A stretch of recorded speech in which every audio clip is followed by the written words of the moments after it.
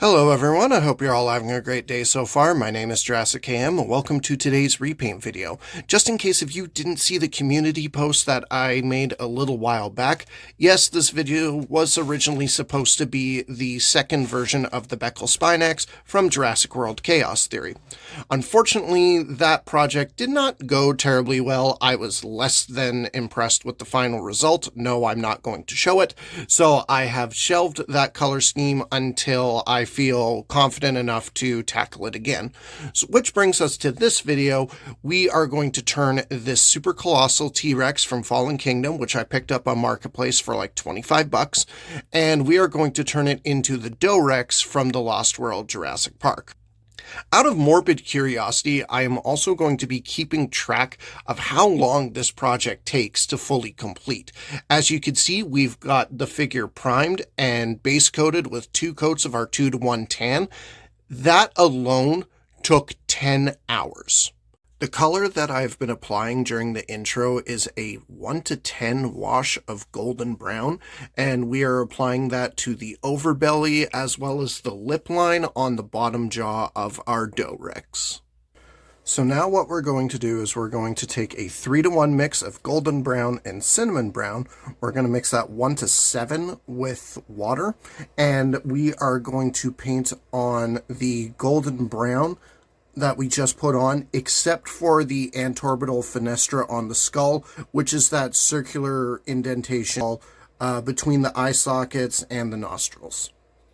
Now what you want to do is you want to use a 1-to-7 of Cafe Mocha and apply the darker brown pattern on Doe's body. If you happen to be painting along with me and if you need a reference picture, here is a screenshot that I took of the Extreme Chomping T-Rex that I'm painting the same time as this Super Colossal. No, I'm not a masochist. Stop looking at me like that.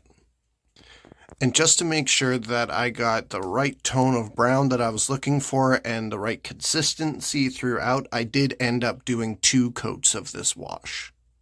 Next, we're going to take a 1-to-5 wash of raw umber, and we are going to paint the eye sockets as well as the bumps and osteoderms right before the antorbital fenestra. And we're also going to add the striping pattern on Doe's lower jaw based on this particular reference picture of the animatronic. So now we take a 1-to-1-to-1 of Cafe Mocha, raw umber, and black. You want to mix that 1-to-3 with water.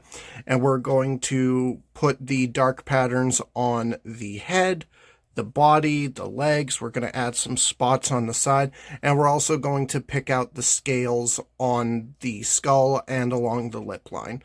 Again, just for the sake of having a reference, the dark pattern should look something like this. Next, we take a 1-to-1 of tan and territorial beige. You want to mix that 1-to-1 with water, and we are going to paint the bumps and osteoderms along the eye ridge, right above the antorbital fenestra. We're even going to paint the jugal, and then we are going to paint the scoots on the forelimbs and the feet. We should actually be getting pretty close to the home stretch here. So next what you want to do is you want to do a 1-to-7 wash of raw umber, and you're going to want to put this wash over the entire overbelly and the lower jaw. We need to do a 1-to-15 of cinnamon brown for the underbelly. Don't forget to get the bottom of the feet with this color as well. Now we use yellow for the eyeballs. Now we use black for the pupils, the nostrils, and the claws. Now we do a 1-to-1-to-1 mix of cinnamon brown, blush pink, and deep red. You want to mix that 1-to-1 with water, and we're going to paint the inside of the mouth, the jaw muscles, the tongue, and the teeth. For this next step, we do a 1-to-1 of deep red and cherry blossom pink. Then we're going to mix that 1-to-2 with water, and we are going to paint the tongue and the jaw muscles. We're now going to do a 4-to-1 of antique white and daffodil yellow, no diluting with water, and we are going to paint the teeth. Now we do a 1-to-10 wash of raw umber inside the mouth and on the teeth. Now, because this is a Fallen Kingdom Super Colossal T-Rex, the sculpt does have some scars molded into it, and it's going to bug me if I don't do anything with them.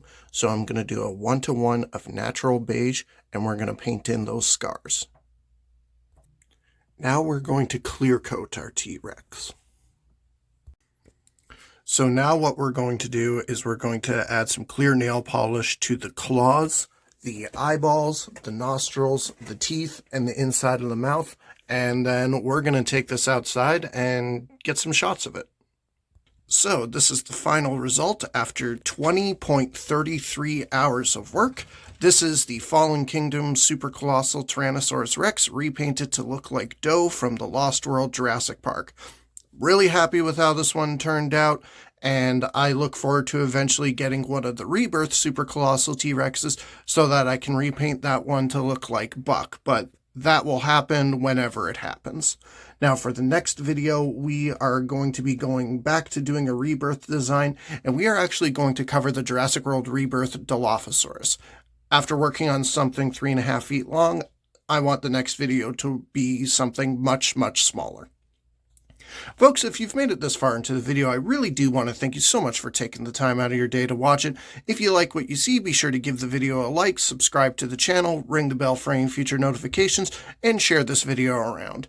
And until next time, this is Jurassic AM, signing off.